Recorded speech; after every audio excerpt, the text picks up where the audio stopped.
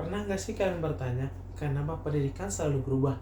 Yang dulu awalnya menggunakan papan tulis, kemudian menggunakan proyektor, lalu menggunakan e-learning, bahkan sekarang kita menggunakan smartboard atau VID dalam proses pembelajarannya. Apakah ini cuma sekedar mengikuti tren digitalisasi? Atau ada proses ilmiah di balik itu? Nah, di sini saya Ahmad Narjaini, mahasiswa teknologi pendidikan. Kita akan menganalisis dan membedah jurnal yang berkaitan dengan paradigma pendidikan di era digital. Judul jurnal tersebut yaitu Paradigma Inovasi Pendidikan Berkelanjutan, Analisis Literatur Terhadap Konsep Discovery, Invensi, Inovasi, dan Modernisasi Era Digital, yang ditulis oleh Kemas Ahmad Fadul Zaki dan kawan-kawan yang berasal dari Universitas UIN Raden Patah, Palembang.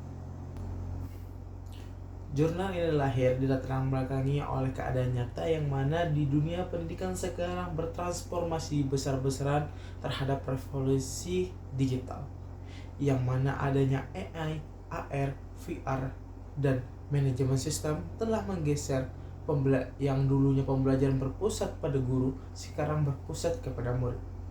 Namun, permasalahannya tidak segampang itu. Menurut laporan UNESCO 2023, kesenjangan akses teknologi dan literasi digital masih menjadi tantangan besar bagi negara berkembang, termasuk Indonesia. Jadi, intinya, transformasi pendidikan masih belum merata. Disinilah jurnal ini menawarkan sebuah paradigma yang mana bahwa inovasi pendidikan itu tidak boleh instan dan parsial, harus melalui tahapan yang sistematis dan juga berkelanjutan. Di jurnal ini, penulis menawarkan 4 tahapan penting, yaitu yang pertama discovery, invensi, inovasi, dan yang terakhir modernisasi. Yang pertama yaitu discovery, berkaitan dengan proses menemukan ide atau konsep baru, yang menekankan bahwa siswa belajar lebih efektif ketika mereka menemukan dari konsep melalui eksplorasi. Dalam jurnal ini dijelaskan bahwasanya model seperti project based learning terbukti meningkatkan kemampuan berpikir kritis siswa. Yang kedua yaitu invensi. Setelah kita menemukan ide, berikutnya menciptakan sebuah alat atau sistem baru untuk menunjang ide tersebut. Contohnya dalam konteks dunia digital adalah adanya AR atau VR. Bahkan salah satu data yang ada di jurnal ini menunjukkan bahwasanya media berbasis augmented reality sudah mendapatkan skor validasi dari penggunanya 80% dan dari para ahli 70%, yang mana artinya media ini dinilai layak dan efektif untuk di dunia pembelajaran. Yang ketiga yaitu inovasi. Inovasi adalah ketika invensi diterapkan secara luas dalam sistem pendidikan. Penulis mengaitkan dengan teori diskusi inovasi dari Rogers yang menjelaskan bahwa adopsi inovasi itu harus melalui 5 tahap.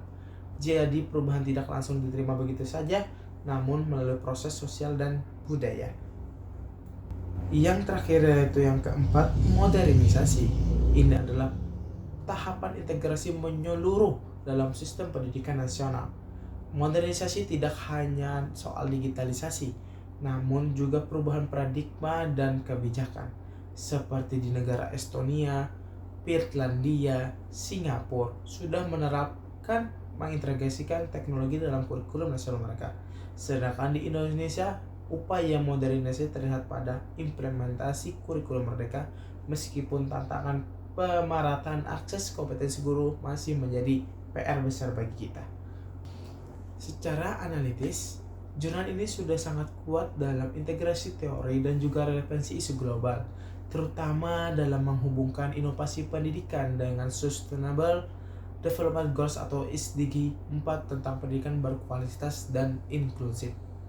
Namun, karena penelitian ini menggunakan metode studi literatur dengan pendekatan kualitatif deskriptif, model yang ditawarkan masih bersifat konseptual dan juga teori, masih belum diuji secara nyata di lapangan. Oleh karena itu, ini menjadi peluang besar bagi para peneliti selanjutnya untuk melakukan penelitian berbasis eksperimen atau studi kasus. Jadi kesimpulan dalam jurnal ini adalah bahwasanya transformasi pendidikan itu bukan sekedar menggunakan teknologi terbaru. Ia adalah proses panjang yang dimulai dari discovery, berkembang menjadi invensi, lalu diterapkan sebagai inovasi, dan akhirnya terintegrasi dalam modernisasi sistem pendidikan. Jadi pertanyaannya sekarang, apakah kita hanya menjadi pengguna teknologi pendidikan tersebut, atau kita siap menjadi bagian dari proses inovasi yang berkelanjutan? Saya Ahmad Nurjaini, sampai jumpa dan terima kasih.